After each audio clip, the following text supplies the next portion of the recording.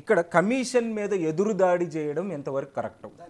రెండోది ఈ ప్రజలు ఇది మీరు రాసిన లేఖ కానీ మీరు చెప్పుతున్న విషయాలను కానీ కమిషన్ ముందు కదా చెప్పాలి. కమిషన్ మీద దాడి చేసి మీరు రాసిన లేఖ ప్రజలకి ఏదో మీరు చెప్పదలుచుకున్నది చాలా స్పష్టంగా ఉంది కదండి. అవును, అది ప్రతి పౌరుడు చదువుకోవాలి అనే విధంగానే ఉంది కదా.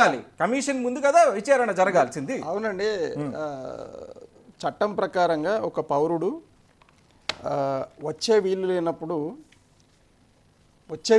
ఏం చేస్తారండి? మీరు వచ్చే వీలు లేనప్పుడు ఏం చేస్తారు?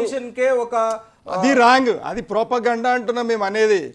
మేము ఇచ్చుకుంటాం కదా, కమిషన్ వేశారు నిజ నిర్ధారణ కమిటీ, మేమే 20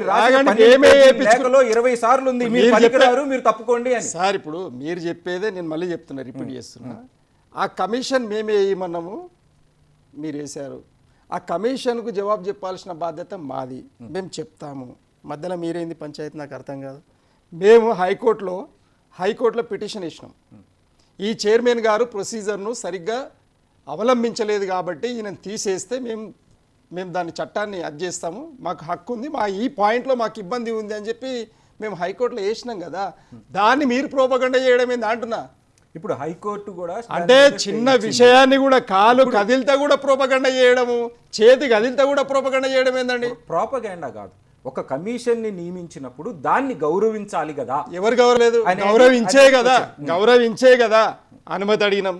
ఒకవేళ గౌరవించకపోతే అనుమతి అడిగినాం. మేము పోయేటప్పుడు పోతామండి, మీరు చెప్పినప్పుడు పోతామా? నాకు అర్థం కాదు. ఇప్పుడు గౌరవించాం కాబట్టే అనుమతి అడిగినాం గౌరవంగా, ఆయన ఇచ్చారు. ఇంకా కొద్దిగా ఇవ్వండి, సమయం సరిపోదు అన్నాం, ఆయన ఇవ్వలేదు. టైం డెడ్ లైన్ పెట్టండి, ఈ డేట్ లోపల కావాలి అని అన్నారు. ఆయన మాటనే గౌరవించి మేము ఈ పరిస్థితులలో ఉన్నాం కాబట్టి అని చెప్పి ఆయన బహిరంగంగా ఆయనకు ఉత్తరం రాసి బహిరంగ లేఖను ప్రకటించిండు. ఆయన ఒక మాజీ ముఖ్యమంత్రి అండి, అడ్మినిస్టర్ ఆయన. అవునా?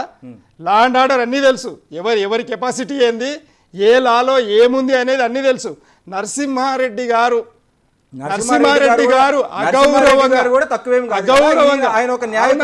న్యాయకోవిదులు అంటున్నాం కదా మేము. న్యాయకోవిదులు ఆయన దేవుడే, నరసింహారెడ్డి గారు దేవుడే. ఎవరు దేవుళ్ళు కాదు, దేవుడే అండి, దేవుడే ఆయన అన్నప్పుడు ఆయన సత్ప్రవర్తన కనిపించినందుకు గాను మేము అదే న్యాయశాఖకు, అదే హైకోర్టుకు మేము అప్పీల్ చేసినాం. అయ్యా, ఈయనను బదిలీ చేయండి, ఈయనను తీసేయండి, ఈయన ప్రవర్తన సరిగ్గా లేదు, వేరే చైర్మన్ను మీరు ప్రకటించండి, మేము వస్తాము, మేము బిల్లింగ్ ఉన్నాము, మేము జవాబు చెప్పడానికి, చట్టాన్ని గౌరవించడానికి అని చెప్పుకున్నాం కదా.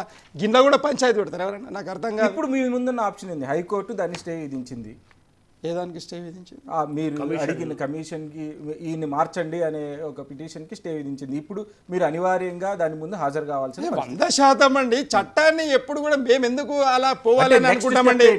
మేమే ప్రజలకు ఒక ఐకాన్గా నిలబడ్డటువంటి ఒక వ్యవస్థ నడుపుతున్నప్పుడు మేము ఎలా తప్పు దారి పడతామని అనుకుంటారు?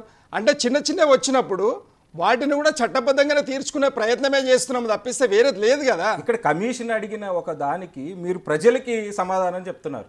ఇక్కడ చాలా క్లియర్ గా అర్థం చేసుకుంటే కమిషన్ ఒక ఎంక్వైరీ గురించి కమిషన్ మిమ్మల్ని అడిగే ప్రశ్నలకి మీరు ప్రజలకు సమాధానం చెప్తున్నారు, కమిషన్ కి సమాధానం చెప్పకుండా. సార్ ఇప్పుడు మొత్తం నేను ఇప్పుడు 10 నిమిషాలు నాకు సమయం ఇస్తే దీని వెనక ఏం జరుగుతుంది, ఎందుకు ఇవన్నీ చెప్పగలుగుతా. అది కాదు.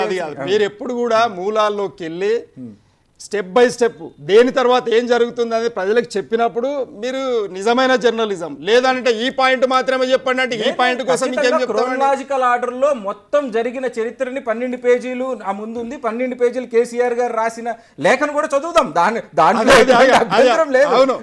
అవును కదా. బట్ ఇక్కడ ప్రాబ్లం ఈజ్ మాకు బాధ అంతా ఒకటే బాధ అండి. పవర్ కాదు, పవర్ కాదు. 10 ఏళ్ళు పరిపాలించినాము. అవినీతిని మీరు నిరూపిస్తే చట్టము ఏ శిక్ష విధించినా మేము ఏది అనుభవించడానికి రెడీగా ఉన్నాం. దాంట్లో భయపడేది లేదు. ఎందుకు చట్టానికి మేము ఆ చట్టాన్ని గౌరవించే కదా ఉద్యమాన్ని తీసుకొచ్చి రాష్ట్రం వచ్చింది. లేకపోతే రాజ్యాంగబద్ధంగా తీసుకొచ్చినాం కదా. ఉత్తగేదో ఆ బందూకులు పట్టుకొని ఎవరినో ముందర చంపితేలే కదా, అవునా? మరి అన్నప్పుడు మేము చట్టాన్ని గౌరవించే దాంట్లో మేమున్నాం, కానీ ప్రోపగండా చేసే దాంట్లో ఇక వీళ్ళు ఉన్నారు. ఇది పంచాయతీ మా మధ్యలో. ఇప్పుడు మాకు 10 నిమిషాలు సమయం ఇస్తే అన్ని చట్టబద్ధంగా ప్రతి అనుమతితోటి చేయబడ్డది. నీటి ప్రాజెక్టులు కానీ, విద్యుత్ ప్రాజెక్టులు కానీ, పరిశ్రమల ప్రాజెక్టులు కానీ, ఎవ్రీథింగ్ అన్నప్పుడు మీకాడ పంచాయతీ లేదు, అసలు అవినీతి జరగలేదు. కానీ అవినీతి జరిగినట్టు ప్రోపగండ చేసి ప్రజలను ప్రక్కదారి పట్టించి ఓట్లు వేయించుకున్న కాంగ్రెస్ పార్టీ ఈరోజు మరి మీరిచ్చిన ఏదైతే హామీలు ఇచ్చిండ్రో ఆ హామీలను ఈ 7 నెలల నుండి మరి అమలు పరచకుండా వాళ్ళను ప్రజల దృష్టిని పక్కదారి పట్టించడానికి వీటన్నిటిని ఉపయోగించుకుంటారు. ఏంది ఎమ్మెల్యేల విషయం కానీ, ఎమ్మెల్యేల మార్పు విషయం కానీ, ఈ కమిషన్ విషయం కానీ, వేరేది ఏం లేదాడా?